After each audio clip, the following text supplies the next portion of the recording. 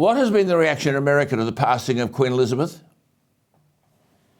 Wow. Well, what an end of an era and a historic passing of an incredible woman. And while we, of course, mourn her passing at the age of 96, what an incredible life she lived. And so we have to celebrate that. And especially for young women who look at her and think this is a vow she took at a very young age that she kept up with dignity, with faith, with integrity for decade after decade after decade. And so, you may have known her as your queen, but she was really the queen to the rest of the world, and she will be sorely missed.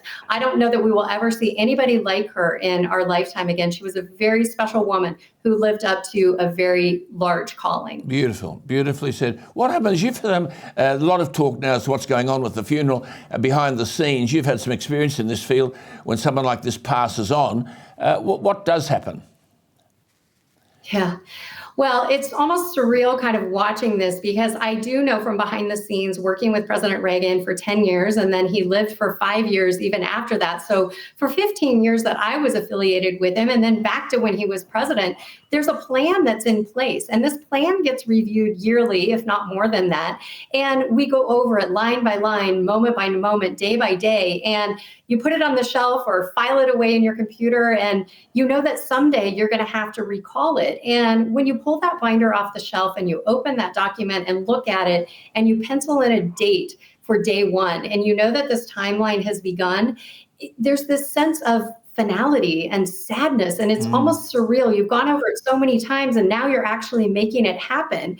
And in the midst of it all is the pomp and circumstance and the ceremony and the protocols that are very public. But behind that, there's also a family. The queen was also a mother. She was a grandmother. She was a great grandmother. And so there's this very personal aspect to something that's very public. Yes. And for me, it was really a time of holding myself together, serving the president as long and as best as I could to the very end. And then later, and only later, do you have a chance to really address your own personal grief and loss. Beautiful.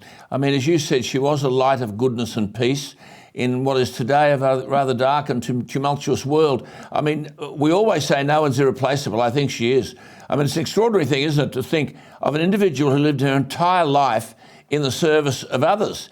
And we talk about glass ceilings. You made the point. Very little recognition is given to the fact that here was a young woman at 25, mixing it with some of the biggest political figures in the world and holding her own. I mean, Churchill was 78. That was her first prime minister. He was born in 1874. Her last prime minister was Liz Truss, whom she shook hands with 2 days before she died. And Liz Truss was born in 1975. It's hard to get your head around it, isn't it, Peggy?